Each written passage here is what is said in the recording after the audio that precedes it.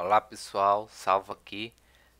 Vamos lá então para mais uma aula e agora nós vamos falar sobre vias aferentes e eferentes. Pessoas, essas vias elas tratam-se, né, de trajetos de informação que vão desde a captação, né, da informação, a captação da informação, levando-as para as unidades de processamento central, né, cérebro, cerebelo, e trazendo uma resposta e o retorno, né, trazendo uma resposta para os órgãos alvos, que são aí as vias eferentes. Então, as vias aferentes seriam as vias de captação da informação, enquanto que as vias eferentes, né, são aquelas que trazem, né, as respostas de pós-processamento, trazem essa resposta. Não entra nos estudos das grandes vias, né, o arco reflexo. Ai, perdão. Não entra nos estudos das grandes vias, o arco reflexo ele fica num estudo à parte.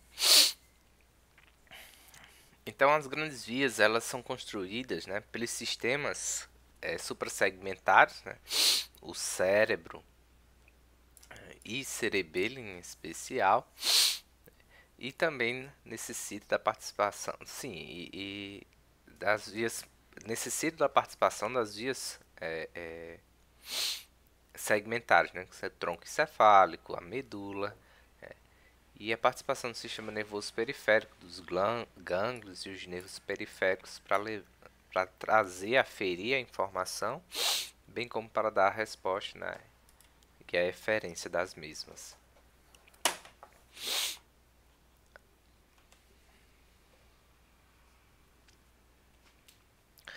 Quando nós falamos então de unidades de processamento, no encéfalo nós temos duas regiões bem importantes na nossa discussão sobre aferência e eferência, que são os giros pré-central e pós-central, né? Se vocês bem lembrarem da nossa aula de sistema nervoso central, né, panorâmica, na verdade eu falo bastante sobre o telencéfalo, nós vimos essas duas estruturas, né? O sulco central,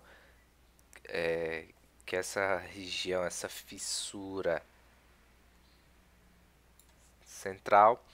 Anterior a ele, né, no lobo frontal, eu tenho o giro pré-central. E posterior ao sulco central, eu tenho o giro pós-central. Esse sulco central ele vai delimitar duas áreas muito importantes, né? O giro pré-central ele é a área de córtex motor, enquanto que o giro pós-central ele é uma área, né, de córtex somatosensorial, isso no lobo parietal. Eu tenho duas importantes áreas, uma relacionada à motricidade e o outro relacionado à somestesia, às sensações, né, e sensibilidade. Então, um vai estar relacionado principalmente às vias eferentes e o outro vai estar relacionado fortemente com as vias aferentes, né, que é as vias de sensibilidade.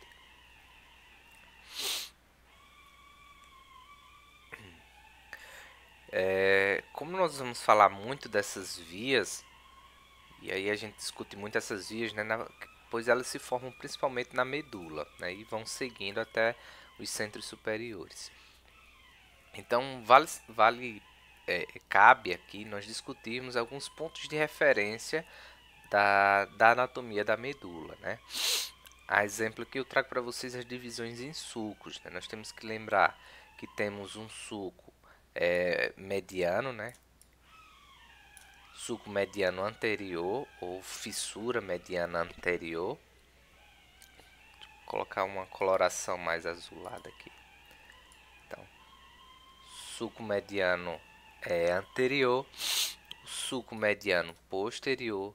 Existem aqui, não está representado, mas existem os sulcos intermédios, né, que vão separar alguns fascículos aqui.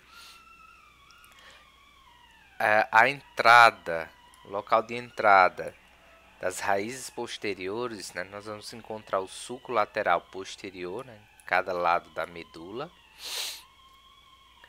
E das raízes anteriores, eu vou encontrar o sulco lateral anterior.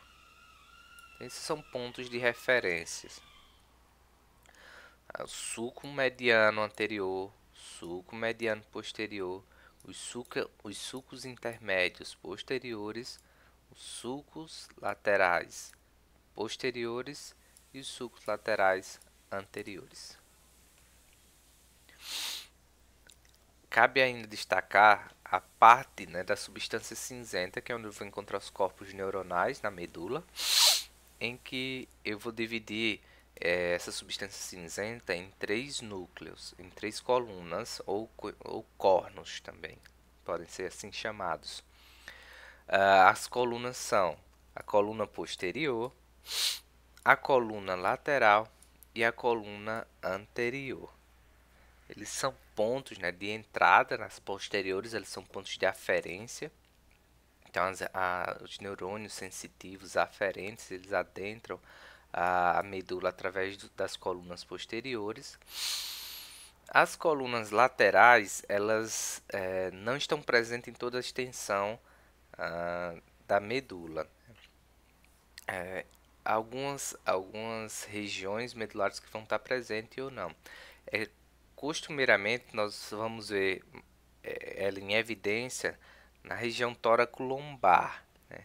Mas ainda tem porções cervicais da medula que também vão apresentar. É onde eu tenho mais presença do sistema nervoso autônomo. E a coluna anterior, né, que ela vai estar bem relacionada com as raízes anteriores, então ela vai ter uma função mais eferente, uma função motora.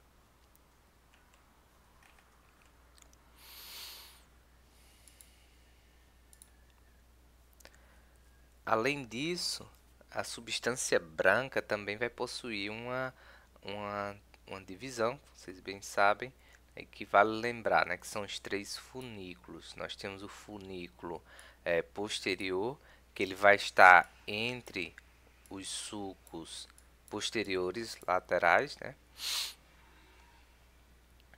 E temos, né, o funículo lateral, que vai estar entre o sulco lateral posterior e o sulco lateral anterior. Então, vou encontrar essa região que será o funículo lateral. E entre o sulco lateral anterior e o sulco mediano anterior, eu vou encontrar o funículo anterior.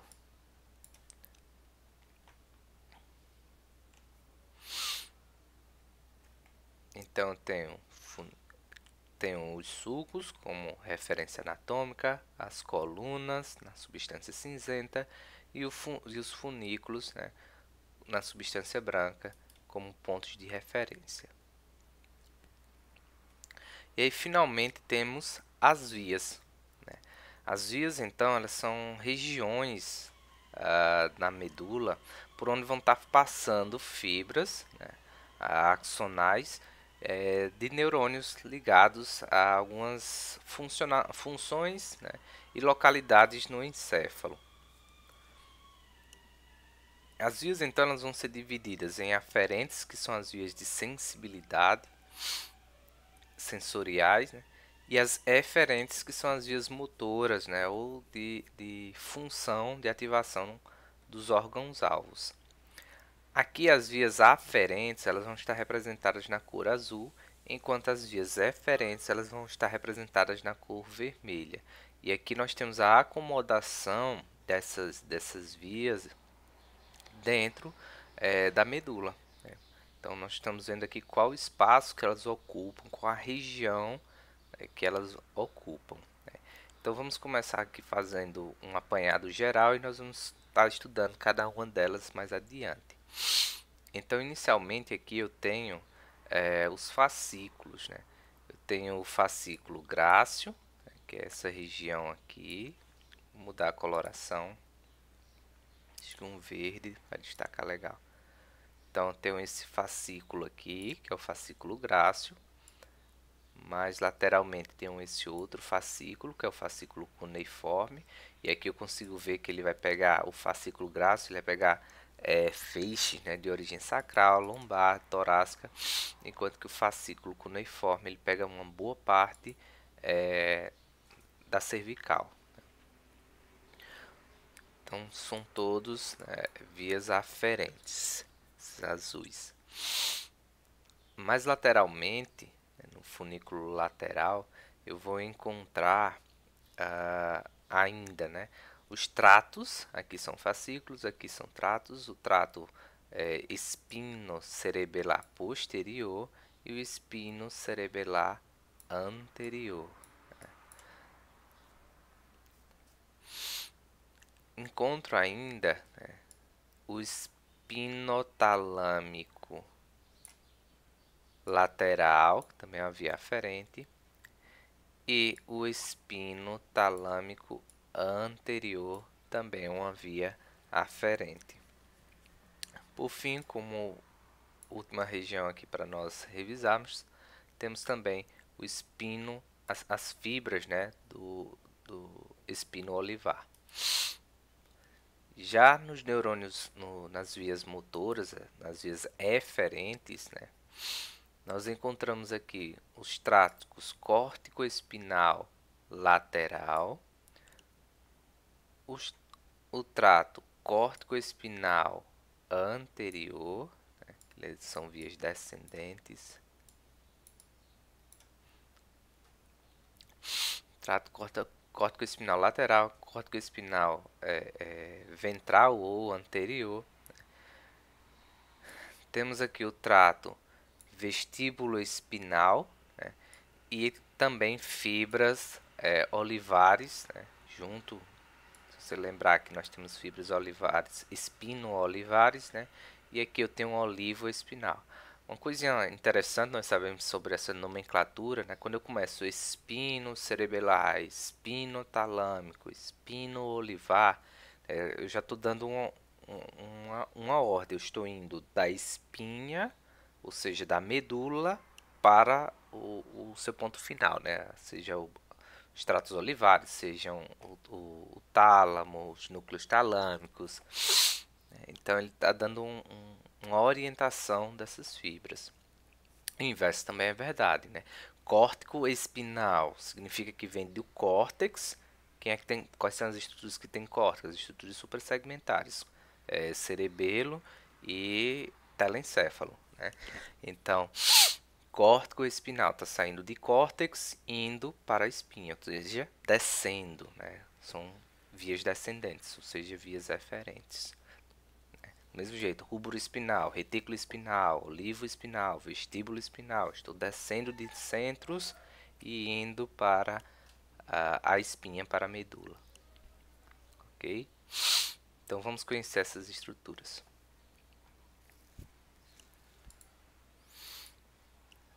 Vamos começar falando sobre as vias aferentes, que são aquelas vias que tratam-se, né, de levar informação para os centros nervosos suprassegmentares, que aí a gente lembra, suprassegmentar são as estruturas de cérebro e cerebelo, né, que são as estruturas que possuem córtex.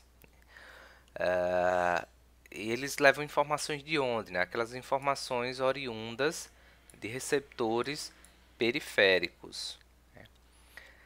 As vias aferentes, então, elas vão depender dos receptores, né, que geralmente são terminações nervosas sensíveis ao estímulo de cada via. Nós vamos ter vias dolorosas, de pressão, de tato, de temperatura.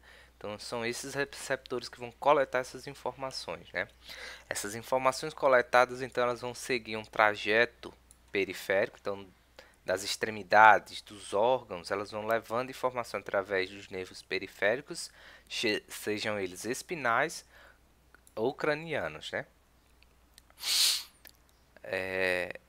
Até, né, e aí essa informação ela vai ser levada até o trajeto central, que por sua vez vai ser agrupado, normalmente, né, vai ser do gânglio para a medula, e na medula essas esses neurônios eles vão ser agrupados, né? Essas fibras axonais elas vão ser agrupadas em tratos, fascículos ou leminiscos. E aí agora tendo feito esse agrupamento, que esses agrupamentos aqui é o que nós chamamos das vias, né? São essas vias que nós vimos ali. Na verdade, trata-se desse caminho que é percorrido, né? Desde do seu encontro na medula até os centros superiores e vice-versa. E aí, por fim, a área de projeção cortical, né? Seja cerebral ou cerebelar. As vias aferentes elas podem ser chamadas, né, de vias sensitivas ou ascendentes, né, porque elas tendem a ascender para os centros superiores, né? E elas podem ser inconscientes ou conscientes. Inconscientes, elas vão estar relacionadas fortemente ao cerebelo.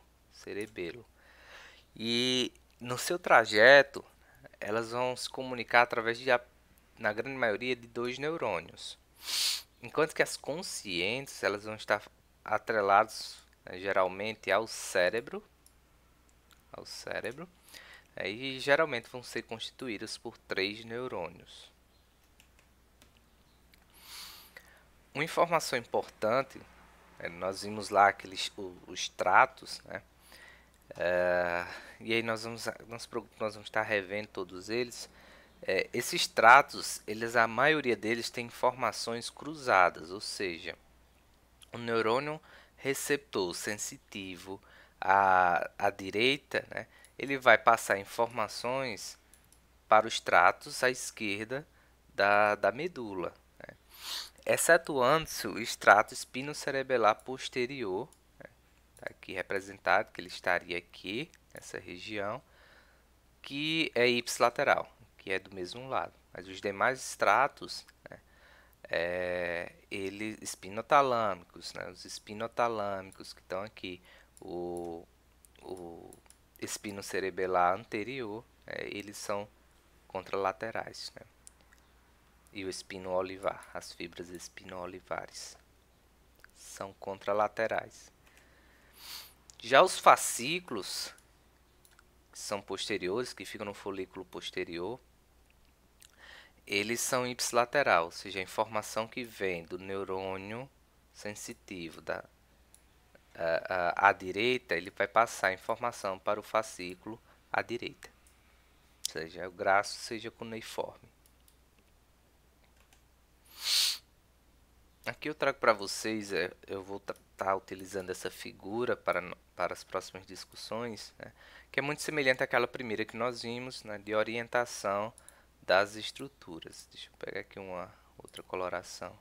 Então, relembrando, nós temos no folículo posterior o fascículo grácil, o fascículo cuneiforme, os tratos no folículo lateral. Nós temos o trato espinocerebelar posterior e espinotalâmico lateral. Isso aqui. Cruzando ali entre o folículo anterior e o folículo lateral, eu vou ter aí o trato espinocerebelar anterior, né? E no folículo anterior eu vou encontrar aí o trato espinotalâmico anterior. E aí, bem entre o folículo anterior e o folículo lateral, eu vou encontrar as fibras espino-olivares.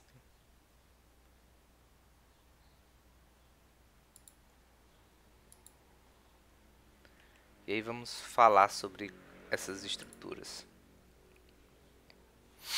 Então, o fascículo grácil e o fascículo cuneiforme, eles são responsáveis, né, pela estereognosia, pela aferência da estereognosia, que a estereognosia ela trata-se daquela percepção que os indivíduos têm de algo que eles conheçam, né, e que eles não estão vendo, ou seja, sem a aferência da visão, mas você, através do tato, tocando aquele produto, aquele objeto, você identifica, você toca, né, em um objeto, né, sem os olhos, e aí você sabe, isso é uma caneta, um grampeador, N estruturas só através do tato. Isso é estereognosia, né? O reconhecimento das estruturas através do tato.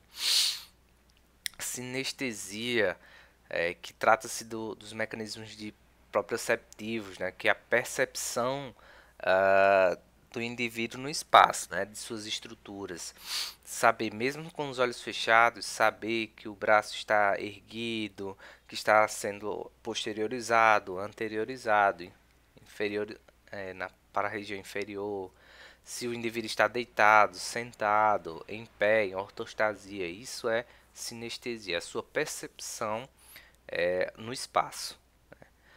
Além disso, eles também vão estar relacionados com o tato epicrítico e a vibração, né? O tato epicrítico, ele trata-se do tato fino, né? Nós temos o tato epicrítico, por exemplo, nas regiões da boca, língua, nas mãos. É o tato fino, é onde nós conseguimos perceber, né, pequenos toques, né, pequenas pontos de percepção, né? Na verdade, o tato epicrítico, as suas fibras nervosas, elas possuem curta distância entre si, né? Ele possui uma mínima diferença entre dois pontos, o tato epicrítico. É diferente de um tato grosseiro, que é o que nós temos, por exemplo, no dorso. É tanto que você pode fazer um teste, você pegar, por exemplo, duas agulhas, duas pontas, e você pegar a distância delas, colocar nas suas mãos, né, e depois, por exemplo, tentar no seu dorso. Você vai ver que no dorso a distância entre os dois pontos, né, ela vai ser bem maior do que no tato, por exemplo, da mão. O caminho percorrido ele vai, né, desde dos órgãos da aferência, então ele vai chegar no gânglio lateral, então ele é percebido pela pele, pelas terminações nervosas, levados até o gânglio lateral, né, do gânglio lateral para a medula. Esse então seria o seu primeiro neurônio. Lembrando que o neurônio ganglionar ele é um pseudo unipolar, né? Isso então ele tem uma comunicação, embora o corpo dele esteja ali no gânglio, ele ainda vai ter uma ramificação que vai levar para a medula. Então, desde onde ele aferiu até a medula é um único neurônio, ok? Ele recebe a aferência dos órgãos tendinoso de Golgi e dos fusos musculares, que já foi assunto até de aulas anteriores. O órgão tendinoso de Golgi, ele é um órgão responsável, né, está presente nos tendões, por isso que ele vai receber o nome de órgão tendinoso de Golgi, e ele é responsável por captar esse estiramento dos tendões, né? Estiramento dos tendões. Enquanto que o fuso muscular ele é responsável pela contração, né, exagerada do músculo. Ele vai captar as contrações, né, e evitar as contrações exageradas do músculo.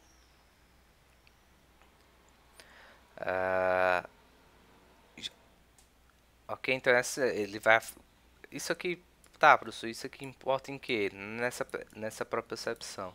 Saber se um músculo está estirado, contraído. Essas são a importância dessas estruturas.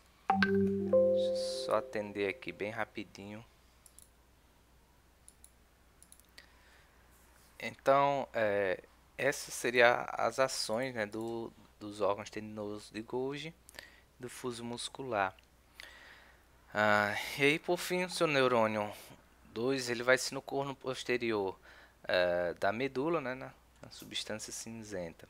E até então no tálamo. Então, ele vai aferir né, da pele e dos órgãos, levar até a medula, na região do corno posterior, com toda a aferência, e por fim vai levar para os núcleos talâmicos, né, que por sua vez vão estar em comunicação com o córtex somatosensorial, não é isso? Giro pós-central.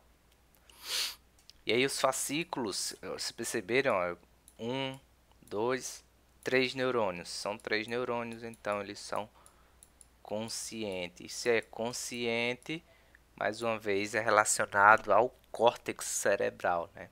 Por isso que ele vai para os núcleos talâmicos, do tálamo ele ascende para a região cortical. O próximo que eu trago para vocês é o trato espinocerebelar posterior. Trato espinocerebelar posterior. Ele é responsável pela sensibilidade da pele, dos músculos e dos músculos viscerais, né? Ipsilateral, ou seja, do mesmo lado da aferência, né? Não decussando no momento em que entra na medula, como nós já até discutimos, né? Isso, a aferência ela vem e ela vai para o mesmo lado. Já nos demais ela vai seguir, vai ser contralateral, elas vão para os outros tratos, né? E aqui nós só vamos ter dois neurônios. Um que vai ser localizado no gânglio e o outro, né, que vai da medula, né, para os tratos, né, formando os tratos espinocerebelares lá no bulbo, né, no tronco encefálico. Como são dois neurônios, ele trata-se de uma via inconsciente.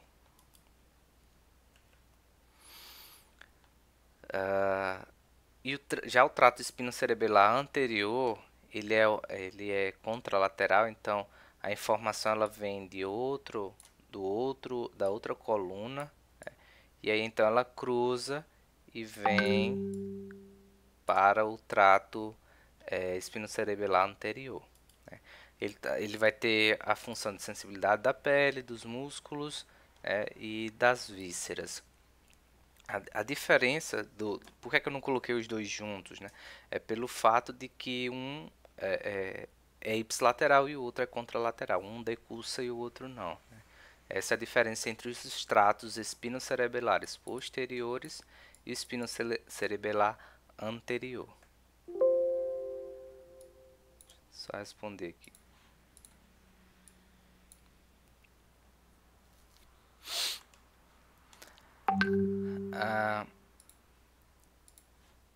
Temos ainda, né, os tratos espinotalâmicos, né, o lateral e o anterior. Também não trago juntos, pois eles têm um diferencial. Embora ambos trabalhem com a sensibilidade dolorosa, né, nós temos algumas peculiaridades, né? O trato espinotalâmico lateral ele tem a função de aferência da dor e temperatura, né? E a sua via, ela é uma via que se desenvolveu recentemente, quando eu falo assim do ponto de vista evolutivo, né? Desde nossos antepassados pré-históricos até aos tempos atuais. Então ele participa de uma via que nós chamamos de via neoespinotalâmica, que ela é uma via que se desenvolveu em nossa espécie, né? Então ela é uma via recente. Ele vai ser então responsável pela aferência da dor aguda, rápida, empontada, né, e bem localizada. Como ele só possui dois neurônios, né, ele vai também fazer parte da via de uma via inconsciente.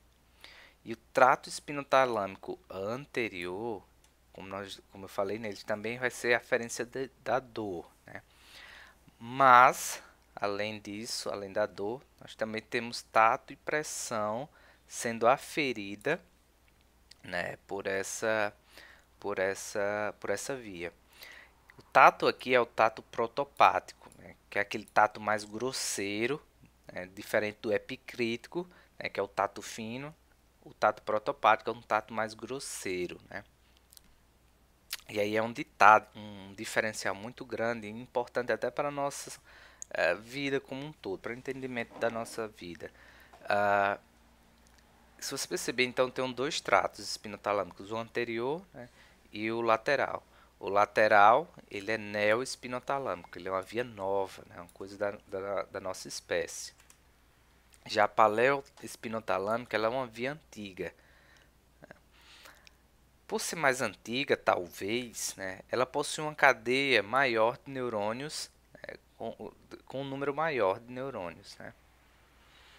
E aí essa via, então, elas vão se ligar muito mais aferências dela do que da via neoespinotalâmica. E o que é que isso é importante?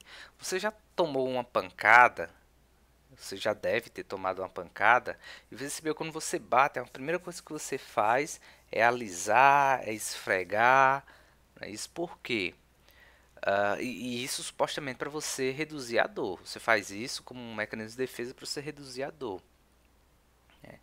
Porque a dor aguda, que é da via neoespinotalâmica, ela, por ser uma via em menor quantidade, ela vai receber bem menos estímulos do que a via paleoespinotalâmica, né? Então, quando você sofre um acidente, você tende a pegar essa via que é uma via de tato, uma via sensitiva, então por isso que você esfrega ela, né, que é para que ela sobrepuje a informação, para ela sobrepujar a informação dolorosa aguda. Né? Então por isso que você tem essa sensação, quando você tem uma pancada, quando você sofre alguma lesão, você quer esfregar aquela lesão ali, ai, ai, ai, ai, por conta que o estímulo tátil, né, ele vai sobrepor o estímulo doloroso agudo, ok? Já a dor crônica, ela também vai estar relacionada, então, a esta via.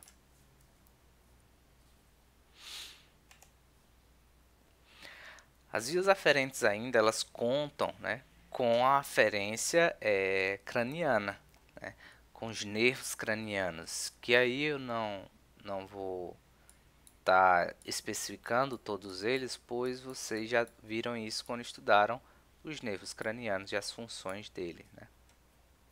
Mas eles também fazem parte, né, dessa aferência de informações. São vias aferentes. E com isso nós encerramos as vias aferentes e agora vamos estudar sobre as vias eferentes, conhecida também como as vias motoras, uma vez que elas trazem resposta muscular, ou vias descendentes, porque elas estão trazendo informações dos centros superiores, né, para os órgãos alvos. As vias eferentes, elas vão estar divididas em dois grupos, né? As vias eferentes somáticas, que é aquela do, principalmente, né, constituída principalmente pelo músculo esquelético, que é um músculo que você controla, que é voluntário. Né? Então, essa via somática, ela vai ser responsável por movimentos voluntários e bem como os movimentos automáticos, né, principalmente para a regulação de postura, né, e do tônus muscular. E o que é o tônus? É um estado de contração muscular, é a preparação do músculo para a contração muscular. Um tônus flácido significa um músculo fraco. Né? Um tônus rígido significa uma espasticidade, né? Típico de lesões cerebrais, paralisias. E as vias eferentes viscerais, elas vão estar fortemente relacionadas ao sistema nervoso autônomo, né? São constituídas principalmente pelo músculo liso, músculo cardíaco, né? que as características dele são o quê? O não controle, né? Nós não conseguimos controlar, então eles são autônomos, né? E das glândulas também. Esses músculos, então, eles vão estar envolvidos na regulação principalmente dos vasos e das vísceras. Quais são essas vias? Relembrando, né? Nós temos então o trato córtico-espinal lateral,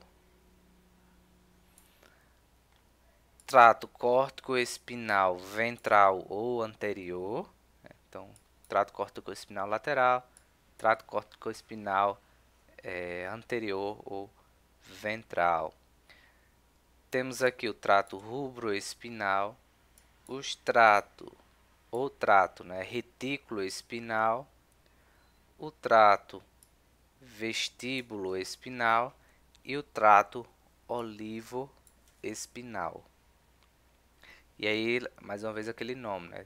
Como é descendente, percebam que a porção espinal ela sempre vai estar no fim, né? Mostrando a ordem, que ele está saindo do córtex para a espinha, do núcleo rubro para a espinha, das formações reticulares para a espinha, das formações vestibulares para a espinha, dos núcleos olivares para a espinha, e assim vai. Que a espinha é a representação da medula, então tudo descendendo. E vamos lá, então falando sobre as vias somáticas, as vias somáticas elas vão ser divididas em vias piramidais e extrapiramidais, né? As piramidais, elas recebem esse nome, piramidais e extrapiramidais, por conta de uma região no bulbo que são chamadas de pirâmides, né? Essa região chamada de pirâmides é onde há troca, né, de nervos que são fibras, né, que são da lateral direita. Quando elas chegam na pirâmide, elas trocam de posição, né, e vão para a lateral esquerda. Do mesmo modo, fibras que são da lateral esquerda, ao chegar na pirâmide, elas trocam de posição e vão para a lateral direita. Esse processo nós chamamos de decursação das pirâmides, né?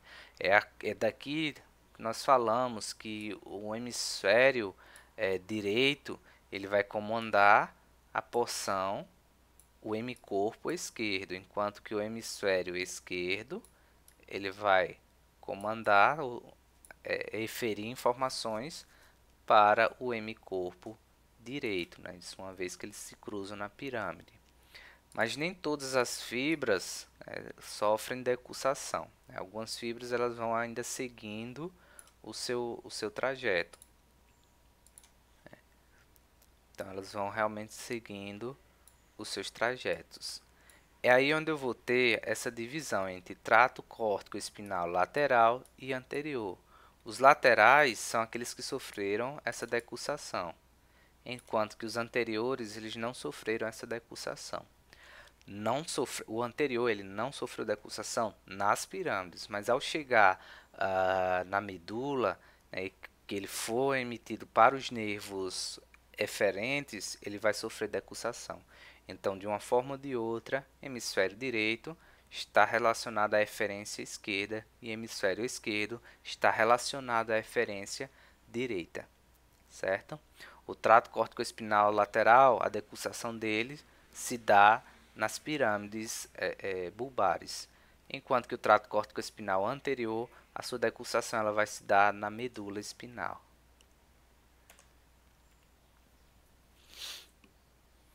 Aqui eu estou mostrando para vocês o encéfalo, né? O encéfalo, no telencéfalo, dividido nas áreas de Brodmann. E aí nós temos uma área importante que eu já estou discutindo com vocês desde o início, né? Que é essa região da área 4, né? Da área 3, né? 1 e 2. Professor, e que áreas são essas? A área 4 e a área 3, elas são áreas motoras. Então, estão relacionadas à eferência. Enquanto que a área 1, 2, elas vão estar relacionadas à somestesia, que é a aferição da sensibilidade, né? A estereognosia, a propriocepção, a sinestesia, vão ser relacionadas nessas regiões, né? Professor, então aqui nós temos o sulco central, giro pré-central e giro pós-central. É isso mesmo? Exatamente. Só que Brodmann, ele ainda separou essas, além dos giros, né? Para além dos giros, ele separou em regiões funcionais, em áreas funcionais que são as áreas de Brodmann. Exemplo também é 17, que é a área, o córtex primário da visão, o processamento da visão. principalmente o processamento do preto e branco, né? E o sulco calcarino ele vem somando aí as cores aferidas pelos cones na retina. Então vamos conhecer cada um das vias, né, eferentes. A primeira que nós falamos aí, as primeiras que nós já discutimos, foram as vias piramidais, né, do trato córtico-espinal lateral e anterior. E agora nós vamos falar sobre as extrapiramidais, ou seja, aquelas que não sofreram decussação nas pirâmides.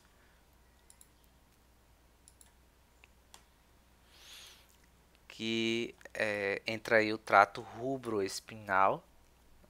O trato rubroespinal ele tem origem, né, no núcleo rubo do mesencéfalo, né, próximo do conículo superior. A sua decussação, né, ele vai acontecer na ponte, né, ou seja, nós temos a ponte antes do bulbo, né? Então a decussação dele vai acontecer antes de cruzar as pirâmides, por isso, mais uma vez, esta piramidal, porque a decussação não aconteceu nas pirâmides. Então ela decussa na ponte, né, e vai seguindo até a medula, né, e após a decussação vai seguir na medula, pela medula vai ser ipsilateral. Né. Sua função ela vai estar muito relacionada, né, aos tratos córtico-espinais, né, e que é a sua função motora, né, de controle motor das extremidades, dos apêndices, né. Só que o núcleo rubro está relacionado mais a uma motricidade primitiva, né, não tão bem construída, fina, como é a córtico-espinal. E aqui está a via do trato rubro-espinal. Já o trato vestíbulo-espinal, que vai estar representado aqui, ele vai estar, como é vestíbulo, nós lembramos logo da questão do equilíbrio, manutenção de postura, não é isso? Então ele vai estar aferindo, né, eferindo informações processadas do cerebelo, né, e enviando para os músculos para a manutenção da postura e do equilíbrio.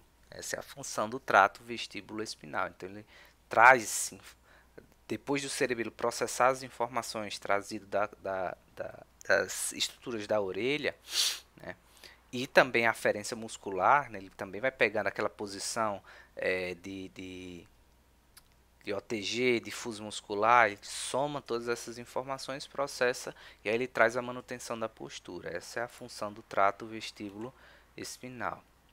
Já o trato tetoespinal, ele vai estar muito relacionado a informações aferidas da retina, né, e sua eferência ela se dá na manutenção da cabeça, né, na movimentação ocular. Como o teto espinal ele depende de informações trazidas da visão, né, sua função ela vai estar em trabalhar músculos da cabeça e pescoço na manutenção do foco, né, do indivíduo, para auxiliar na manutenção do foco. Essa é a função do trato teto espinal.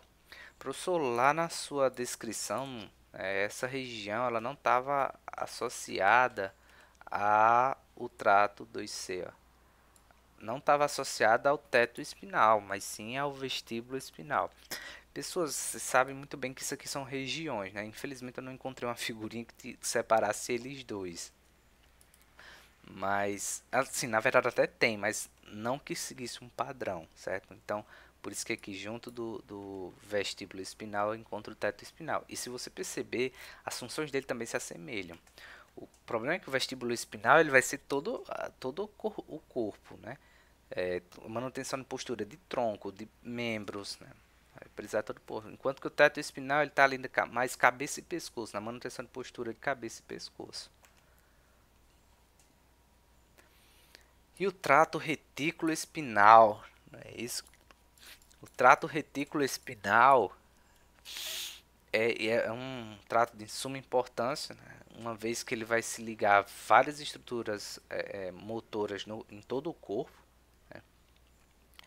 Ele vai ser responsável por manutenção de postura, por movimentos voluntários e também pelos movimentos automáticos, né? Aquele movimento que você já repetiu tantas vezes que ele já sai quase que automaticamente, né? Então ele coloca o corpo num ponto ideal para ele resolver, né? Para ele executar qualquer movimento que ele necessite. Então o trato reticuloespinal está sempre preparando o corpo para as atividades que ele vai desenvolver. Então ele está sempre a postos, né, para qualquer trabalho muscular que o organismo ele vai precisar. Aí aqui eu trago um exemplo, tá, professor? E o que é que eu vou fazer com essa informação? Só para vocês terem uma noção. Imagina que você está em um ônibus, você precisa manter o equilíbrio para não cair, força muscular para se sustentar, segurar, é isso. Ao mesmo tempo que você estava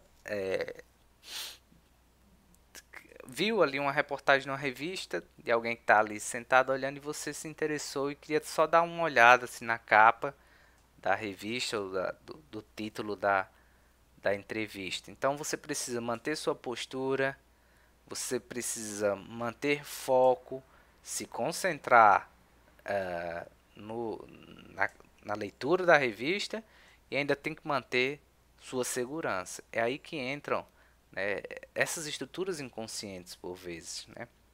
O trato reticuloespinal, então, ele vai estar lhe dando ali uma sustentação, né? Um movimento de sustentação. Se o ônibus frear bruscamente, sua mão ela já vai estar preparada para se fixar e pegar firmemente na escora aqui, que eu nem sei como é o nome disso aqui. Beleza?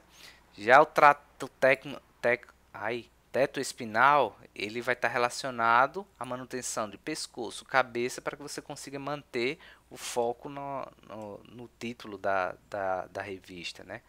E seu corpo, seu tronco, seus membros inferiores, né?